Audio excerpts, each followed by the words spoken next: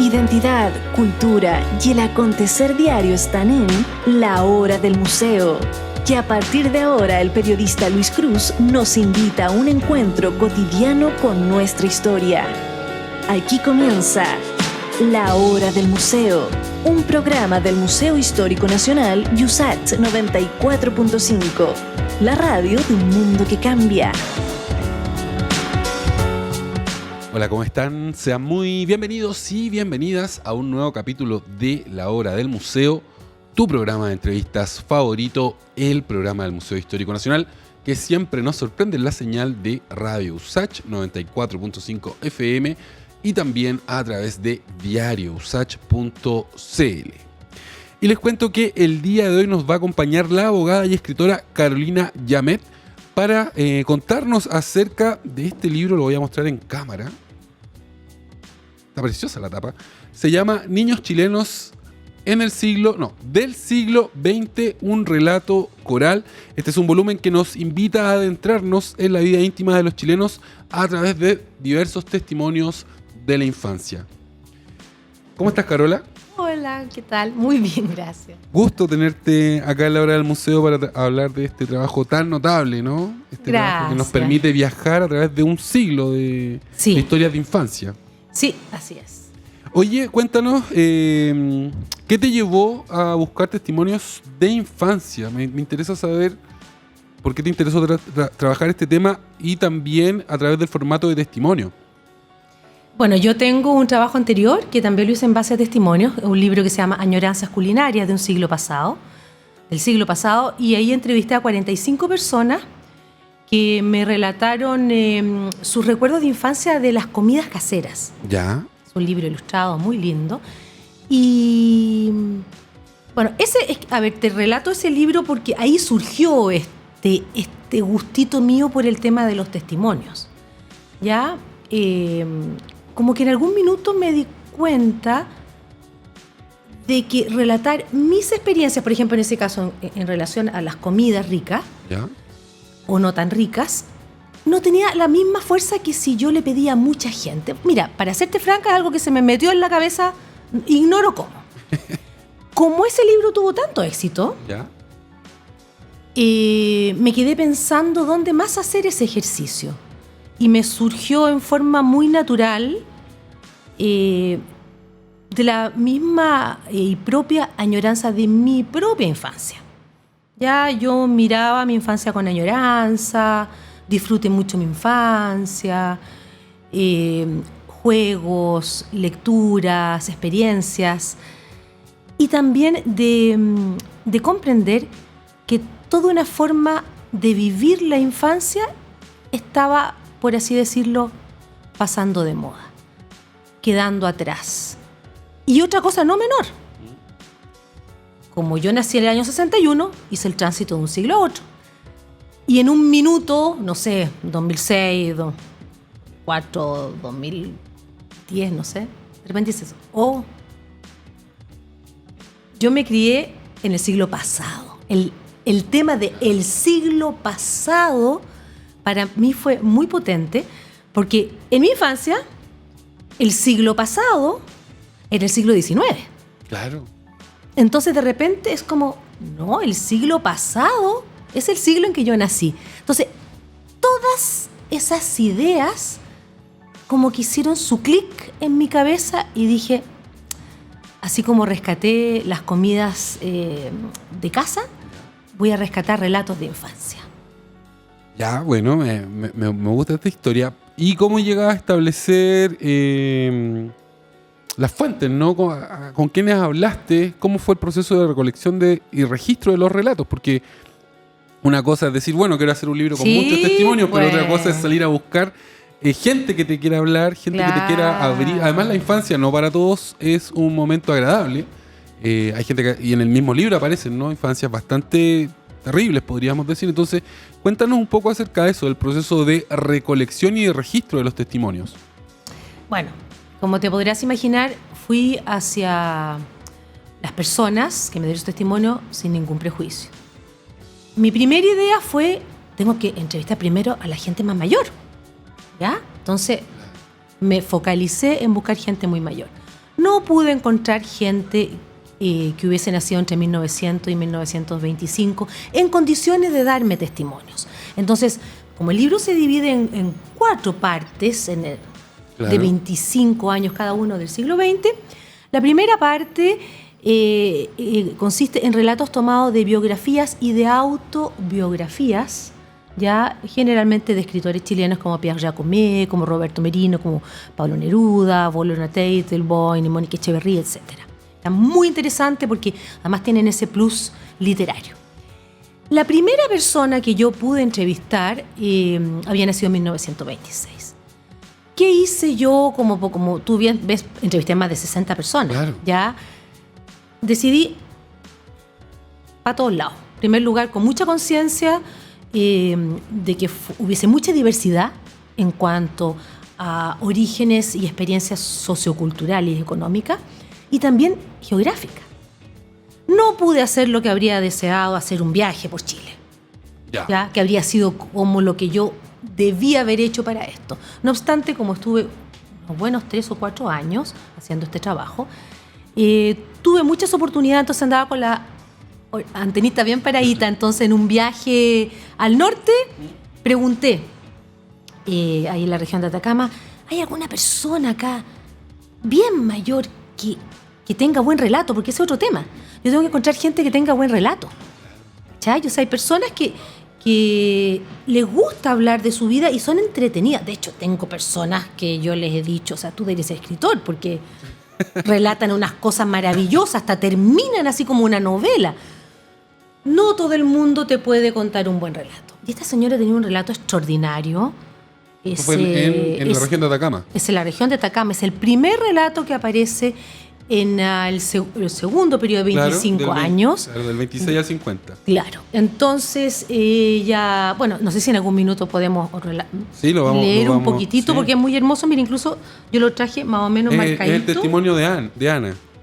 De Ana, sí. De Ana, que dice que nació... ¿Qué dice ahí? Claro, ella nace en el contexto de la crisis económica. Nació en La Fragua. No. Ana, claro, La Fragua en la región de Atacama, ¿no? Ella no nació en ningún... Bueno, no era su contexto. Ella nació en un lugar que es muy olvidado de la mano de Dios, hasta el día de hoy. ¿Ya? El día de hoy. Mira, imagínate que ella dice, mis abuelitos eran enganches que le llamaron. Llegaron a trabajar al canal de la Almita.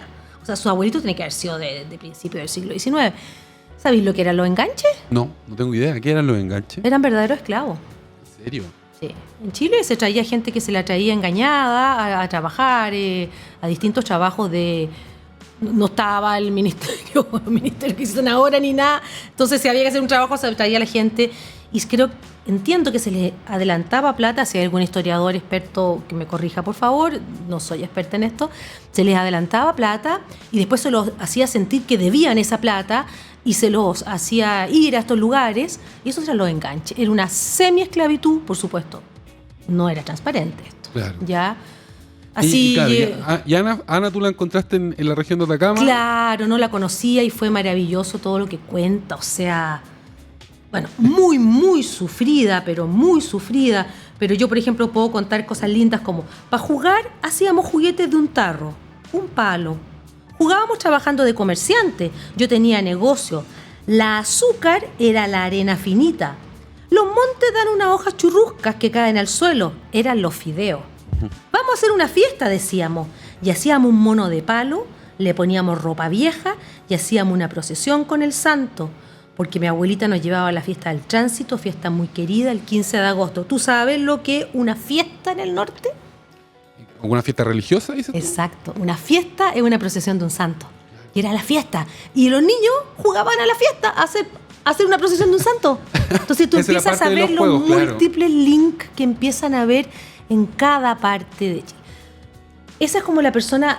Bueno, hay una persona que relata su vida en Antofagasta también. Claro. Cuenta algunas cosas, pero no son tan notorias. Yo a esta persona la recuerdo con mucha fuerza.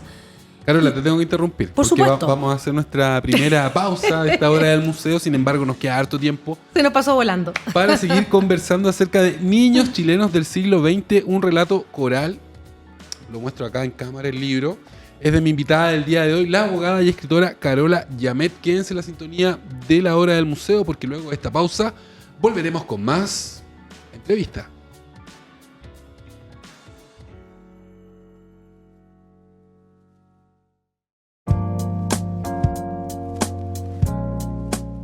Ya estamos de vuelta en la hora del museo, tu programa de entrevistas favorito, el programa del Museo Histórico Nacional, que siempre nos sorprende en la señal de Radio Usach 94.5 FM, también a través de diariousach.cl. Y les recuerdo que los días sábados a las 13 horas y los lunes a las 22, la hora del museo además se emite por la señal de Santiago TV 50.1 en la señal digital. Y les cuento que el día de hoy estamos conversando acerca de este libro que tiene una tapa maravillosa. Le hace honor a su contenido. El libro se llama Niños chilenos del siglo XX, un relato coral, y lo firma mi invitada del día de hoy, la escritora y abogada Carola Llamet. Carola, quisiera que nos cuentes sobre la infancia a principios del siglo XX. ¿No? Entiendo que fue una época en la que campeaba el trabajo infantil, algo que ahora a nosotros nos resulta extraño, ¿no? Sí. Ver a niños trabajando no es común, es una situación que todavía ocurre en algunos lugares del país, es cierto, pero no al nivel que tú describes en el libro. Entonces cuéntanos un poco en general, ¿no? ¿Cómo era ser niño a principios del siglo XX, cuando se cumplía el primer centenario de la República? Bueno, habían muy distintas infancias. Ya. Una tremenda diversidad en cuanto a infancias. Ya había un porcentaje muy pequeño de personas que pertenecían, por así decirlo, a una élite que era la que gobernaba el país. La clase media recién estaba despuntando. Era incipiente. Ya había un porcentaje pequeño todavía de niños que tenían que estudiaban. No es que no tuvieran acceso a la educación, porque la educación gratuita ya existía. Y se hizo obligatoria durante esta primera parte del siglo XX. Ya, por ejemplo, pero sin embargo, no obstante, incluso cuando ya existía la ley de educación obligatoria, los padres en su pobreza dudaban de enviar a sus hijos al colegio vestidos con harapos, sin zapatos, porque la gran mayoría de los niños que hoy día se llamaría, no sé, en situación de abandono o algo así, andaban sin zapatos. Incluso en mi región, en la quinta región, yo tengo tíos que se acuerdan que tenían compañeros en Limache que iban sin zapatos al colegio. Y entonces eran muy diversas infancias, pero estamos hablando de los que llegaban un poquitito a crecer un poco, porque un tercio de los niños moría, de los niños nacidos vivos moría, ya después un porcentaje altísimo moría de distintas enfermedades, y eso no, esa muerte infantil no reconocía ni siquiera clases sociales. ¿Ya? ¿Por qué? No existía los avances médicos que tenemos hoy. Exacto. Entonces, todas esas circunstancias. No existía la protección social. Ya cada cual se rascaba por sus uñas. Imagínate que la primera ley de protección social es de 1924 en Chile. Ya no existía la protección a la madre y al niño. Sin embargo, existían los niños, vivían sus vidas. Ya son nuestros abuelos, bisabuelos quizás tuyo. Mi abuelo nació en 1900, aunque mi abuelo nació en Perú. Mi abuela era del campo y nació, yo creo que no recuerdo bien, 1915 o algo así. En el campo, que era de donde venía la gran mayoría de los niños chilenos, los niños andaban a patita pelá, ayudaban a sus padres, los niñitos hombres, desde los 8 años en labores del campo. Claro. Existía el inquilinaje, lo que significa que a una persona se le entregaba una casa donde podía vivir con una pequeña parcelita a cambio de que trabajase. Sin embargo, si ese inquilino moría, su cónyuge y descendientes tenían que hacerse cargo, si no eran expulsados.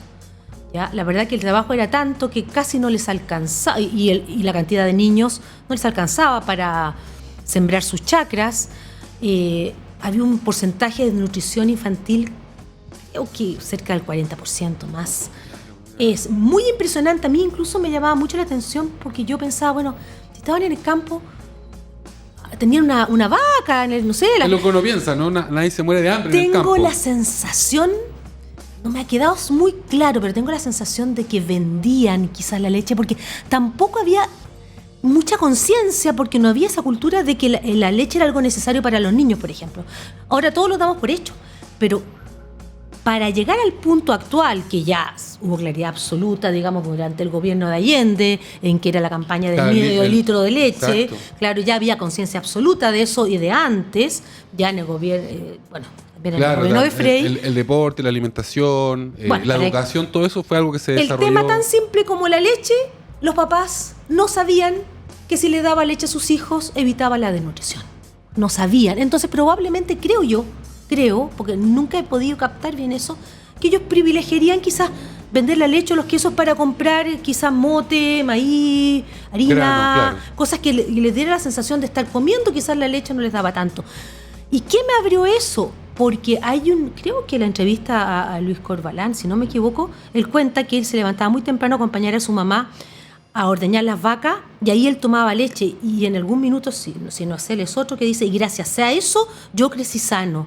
Entonces, como que de repente si la mamá está en una lechería y tú tomás leche del balde, tuviste la suerte de tomar leche. Bueno, el tema de la leche, hubo que hacer una conciencia del tema de la leche. Ya, bueno, son múltiples causas. Claro. No soy historiadora ni soy una persona del área de la salud.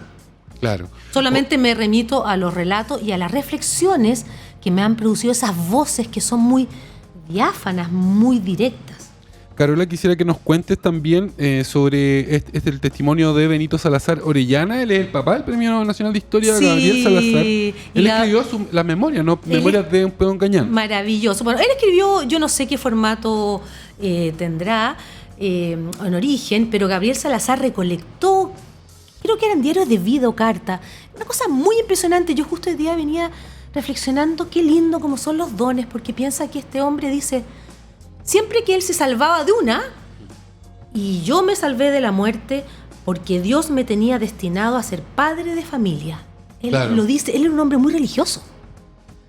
Y yo digo, qué maravilla, él tuvo una familia de varios hijos y uno de sus hijos fue el gran historiador Gabriel Salazar, que precisamente es historiador, un historiador social. Y él ve, quizás conociendo esto, quizás eso lo motivó a él, yo nunca he escuchado que lo diga directamente, que he escuchado muchas entrevistas.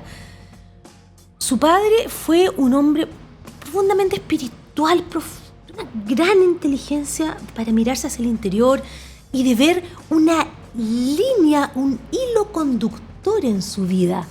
Dios me tenía reservado para formar una familia. Es muy lindo ese trabajo que ocurre y que ocurre con los escritores cuando escriben sus memorias, por ejemplo, Neruda, Gloria Teitelbaum, o Pierre Jacomet, o Roberto Merino. Roberto Merino es grande en su Pierre Jacomet, también es extraordinario.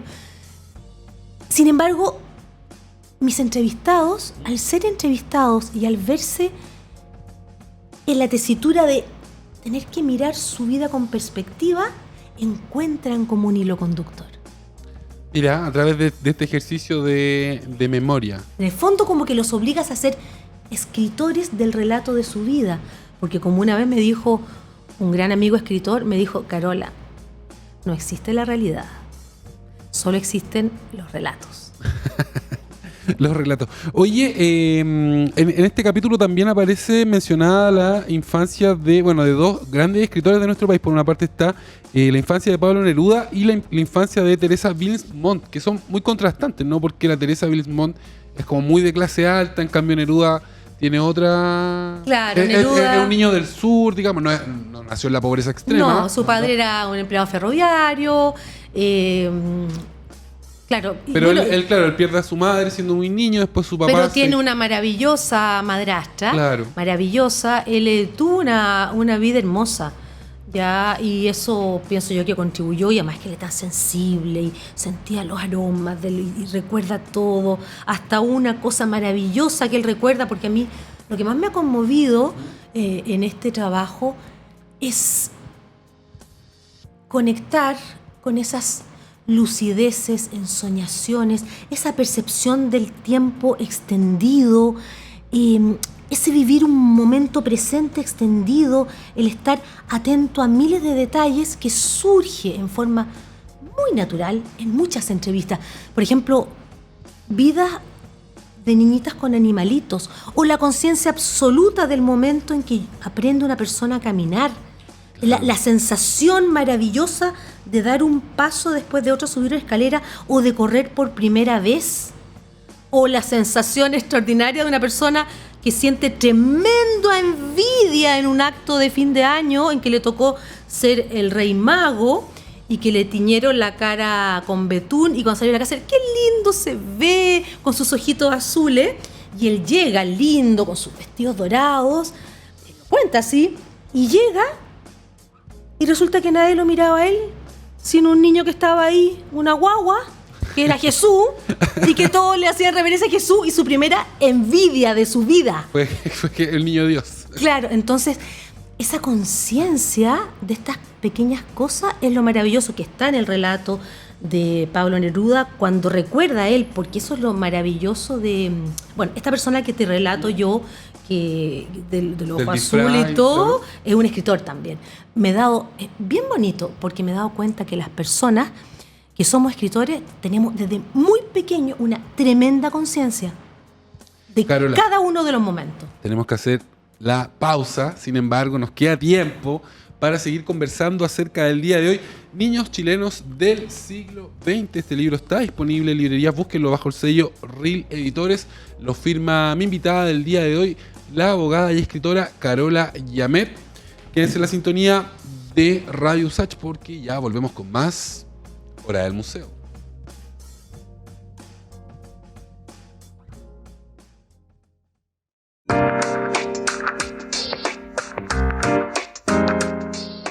Estamos de regreso en la Hora del Museo, el programa del Museo Histórico Nacional, tu programa de entrevistas favorito que día a día nos sorprende en la señal de Radio Usach 94.5 FM, también a través de diariousach.cl y además en nuestro canal de Spotify. Recuerden que tenemos un canal de Spotify que es absolutamente gratis y que allí van a poder encontrar el archivo de entrevistas de la Hora del Museo. Y les cuento que el día de hoy estamos conversando acerca de este libro que tengo acá en mis manos. Se llama Niños chilenos del siglo XX, un relato coral. Es un libro que nos invita a recorrer la historia, pero a través de estos relatos sobre infancia. Es bien interesante el trabajo tanto de investigación como de memoria, ¿no?, que tiene Niños chilenos del siglo XX. Lo firma mi invitada del día de hoy, la abogada y escritora Carola Llamet. Carola, hagamos el salto temporal y ahora vamos a la infancia entre 1926 y 1950. Acá hay varias cosas interesantes, como por ejemplo está el boom de las revistas y libros infantiles y también de la radio. Cuéntanos un poco cuál es el contexto de infancia que aparece acá. Es muy lindo porque, a ver, por ejemplo, estaba la revista, la radio y estaba el cine. Muchos niños iban al cine, no era caro. Muchos niños tenían esos recuerdos.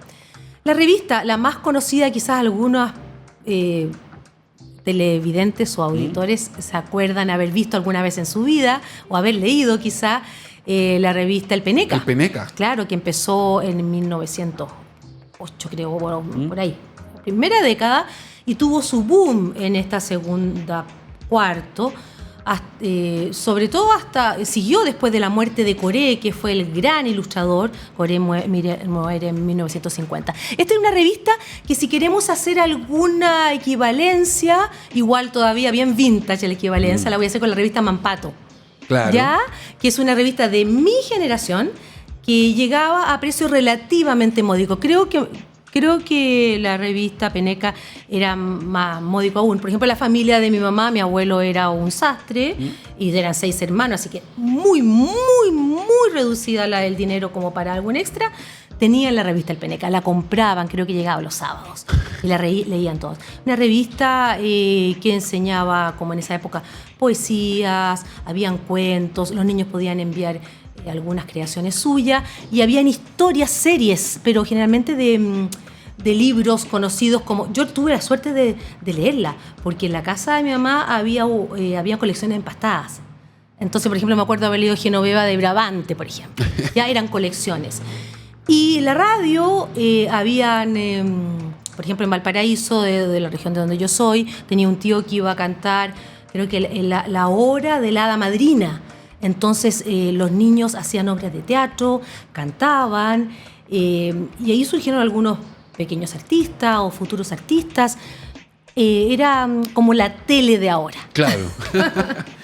Oye, algo que me llamó la atención leyendo los testimonios de este periodo en específico era la importancia de la iglesia. Hay muchos testimonios que cuentan, ¿no? Como actividades referidas a la iglesia. Por ahí tú antes nos hablabas como de las procesiones en el norte, pero también danos una idea, porque es algo que ahora tampoco es tan común, ¿no? Sí, que tener esta idea como de la misa dominical, por ejemplo, de los ritos ligados a la iglesia católica, no sé, la primera comunión, cosas así. Cuéntanos un poco qué tan presente estaba la iglesia en la infancia de estos niños de... La iglesia formaba parte del ideario común, o sea, de hecho, por ejemplo, todas las personas en las familias se hacía los viernes, no se comía carne, ya, porque la iglesia así lo ordenaba. Claro, para Semana Santa. Y entonces había incluso tradiciones de comida. No. Todos los viernes del año. Todos los viernes del año. Sí, aparte de Cuaresma, aparte de miércoles ceniza, aparte de Viernes Santo. Una gran influencia de la iglesia en la vida privada, pero también en la vida pública, ¿ya? Porque la iglesia católica hizo las primeras llamadas de atención hacia una protección social. Entonces hubo muchas obras que se iniciaron en la Iglesia Católica o en actividades de beneficencia en torno a personas católicas y cosas de ese tipo. Por ejemplo, como fue una gran revolución social el Padre Hurtado. Claro, el Padre Hurtado es una figura que y acá... dio lugar a... Claro. Entonces fue un empujón grande a cambios sociales. Ya es como divertido pensar que la iglesia era como la conciencia de la élite que no estaba ni ahí. Claro. Entonces, ¿ya? Claro, porque en el libro aparece esta idea, ¿no? Que para la élite el resto de los estamentos sociales, uno eran los ciúticos y el resto eran los rotos y los patipelados, ¿no? Ese era como un poco el ordenamiento de la sociedad en esa época. Y no obstante, el tema de la educación primaria existía ya en el siglo XIX, después se impuso la educación primaria obligatoria. No obstante, como no había fiscalización en los campos, en los fundos, muchos dueños de fondos no aceptaban que hubiesen escuelas en sus fondos porque temían, y con razón, de que si empoderaban y la gente sabía leer, después iba a reaccionar contra el sistema. Claro. Lo cual fue así. Y aparece en el libro de señor Echeverría, aparece las conversaciones de su papá sobre esas cosas. Claro. Ya, que le decía al amigo, ¿cómo se te ocurre poner una escuela en el campo, qué sé yo?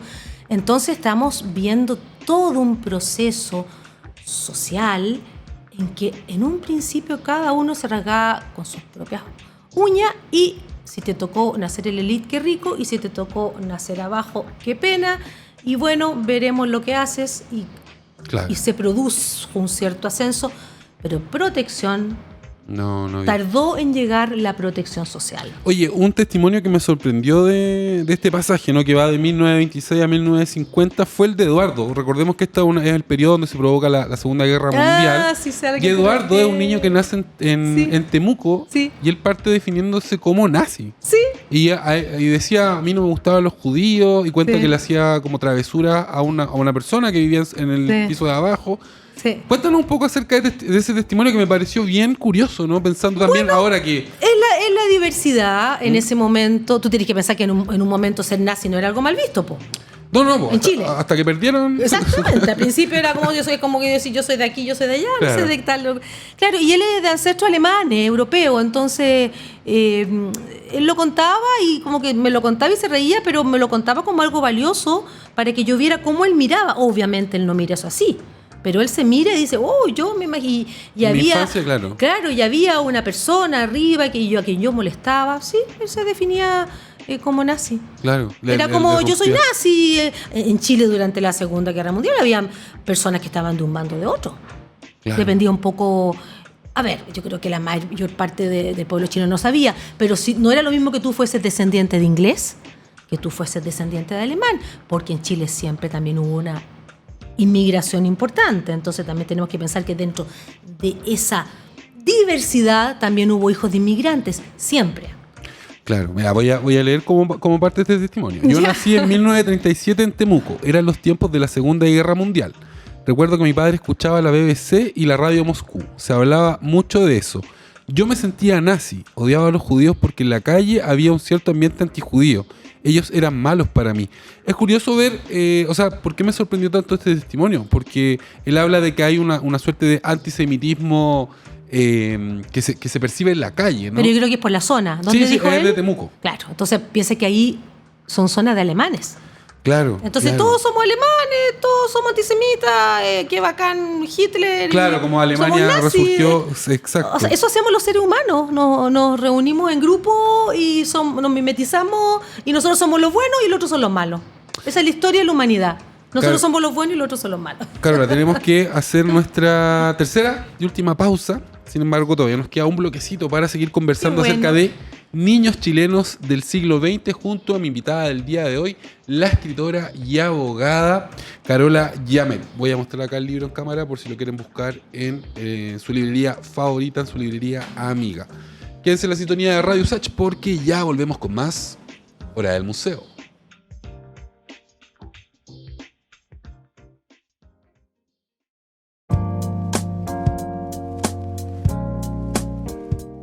Ya estamos de regreso en la Hora del Museo, tu programa de entrevistas favorito, el programa del Museo Histórico Nacional, que cada día nos sorprende en la señal de Radio Usach 94.5 FM. Les cuento que el día de hoy estoy en muy buena compañía. Estoy junto a Carola Llamet, ella es abogada y escritora. Y ha venido para conversarnos acerca de un libro que a mí me ha encantado, se llama Niños chilenos del siglo XX, un relato coral. Búsquenlo en su librería amiga, en su librería más cercana. Lo edita RIL Editores. Carola, algo que te quiero preguntar, porque también me llamó la atención tras leer los diversos testimonios que aparecen en el libro, tiene que ver con el rol de las mujeres en la vida de estos niños. Te lo pregunto porque hay muchos casos donde, por ejemplo, hay mujeres que se hacen cargo de niños que por diversos motivos perdieron a sus padres, ¿no? Y parece ser que es una historia bastante común, esta idea de mi mamá murió, mi papá murió cuando yo era muy joven y después una profesora, una tía, un familiar se hizo cargo de mí y fue una figura femenina la que me entregó cariño. Cuéntanos un poco acerca de eso. Mira, ni siquiera es necesario que fueras huérfano. ¿Mm? La verdad que la historia de la infancia, de antes y de hoy, está muy marcada por el abandono de los padres. A mí investigar este libro me hizo reflexionar mucho acerca de la labor de los padres y llegué a la conclusión de que cuando uno procrea, uno es tremendamente joven y está haciendo muchas cosas. Y no es el mejor momento para educar hijos. Es muy fuerte la conclusión a la que yo llegué, pero llegué a la conclusión porque eso apareció acá. Hay mucho abandono, ni siquiera estamos hablando de huérfanos.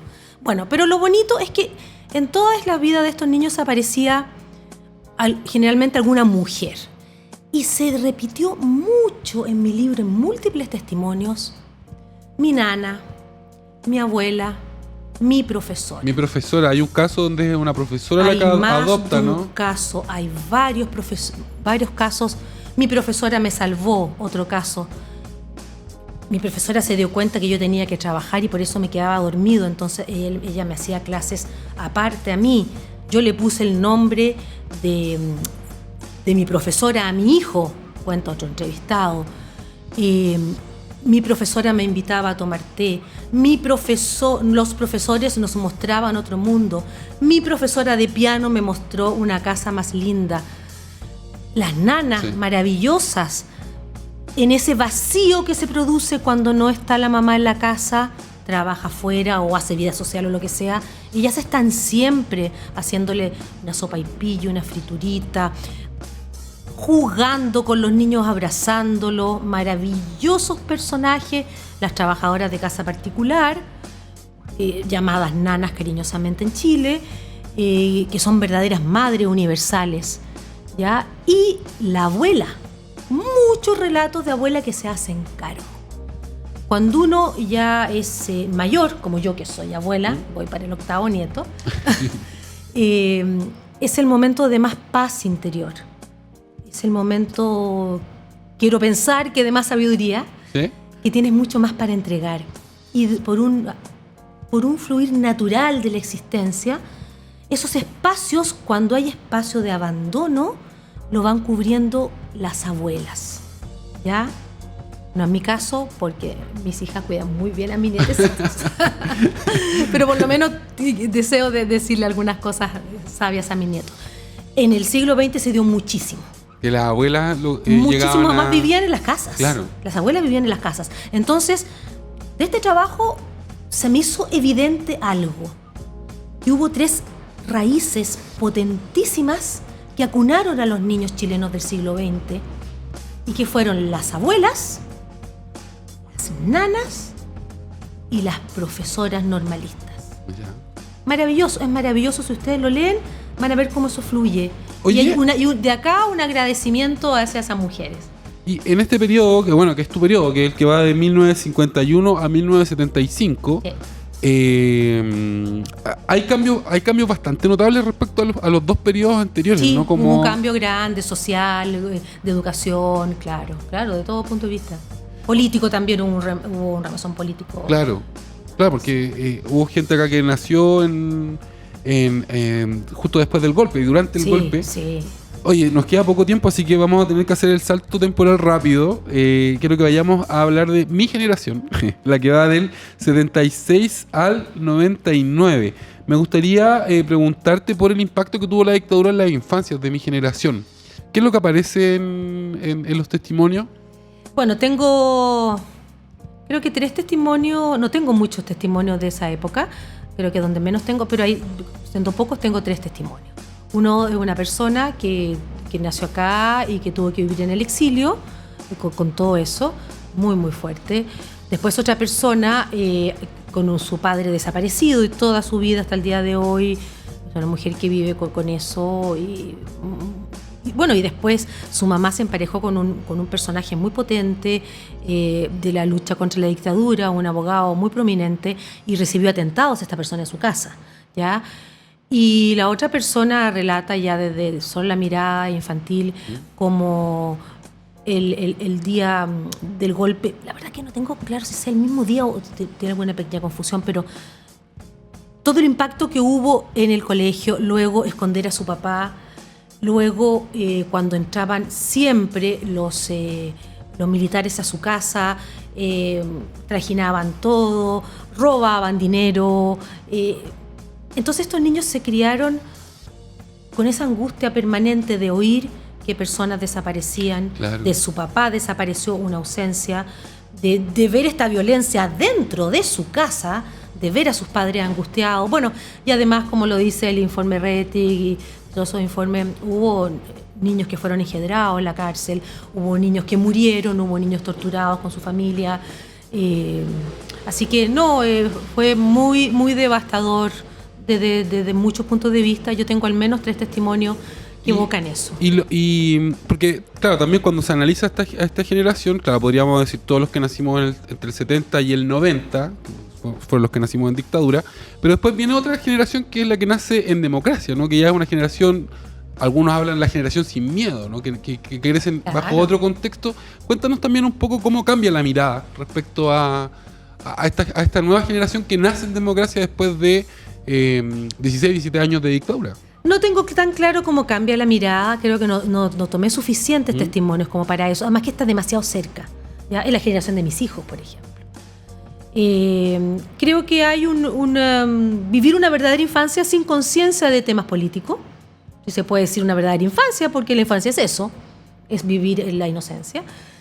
Y bueno, ya empiezan a entrar en la vida de estas personas otros mediadores de la infancia que ya no son solo los adultos, ni los profesores, ni las nanas, ni la abuela, que es la televisión. Claro. Es una infancia con mucha televisión. Televisión, Ya. videojuegos, TV cable. Claro, no existía, creo, el TV cable antes bueno, quizás sí, no lo recuerdo, pero y estaría muy, muy en germen el tema de la internet, muy, muy en germen. Claro. muy en Pero la germen. tele sí era... Pero la tele ya era un paso a niños que se criaron frente a las pantallas, donde tenían gran influencia del exterior, entonces ya no es la familia quien moldea al niño. Son los Ya medios de la hay tele. mucha influencia externa y ese es un desafío para la familia que se extiende hasta el día de hoy. Claro. Carola, lamentablemente hemos llegado al final de esta hora del museo. Se me pasó volando. Quiero reiterar la invitación a que todos y todas consigan una copia de Niños Chilenos del siglo XX. Lo encuentran bajo el sello Reel Editores. Acá está, lo estoy mostrando. Y en Busca Libre. ¿En Busca Libre está? Sí, está en Busca Libre. Lo firma mi invitada del día de hoy, la abogada y escritora Carola Llamet. Si te quieres despedir, este es el momento. Bueno, te agradezco mucho y los invito a leer este libro donde creo que todos se sentirán identificados de alguna manera y es un muy lindo regalo para hacérselo a los papás y a los abuelos y también a los niños para que sepan algo de la historia privada de Chile. Ya pues, te dejo un gran abrazo, Carola. Gracias. Un gran abrazo también para todos nuestros auditores y auditoras. Yo soy Luis Cruz, el conductor de La Hora del Museo. Y chao, chao, chao. Aquí finaliza La Hora del Museo. Un encuentro cotidiano con nuestra historia. Un programa del Museo Histórico Nacional USACH 94.5. La radio de un mundo que cambia.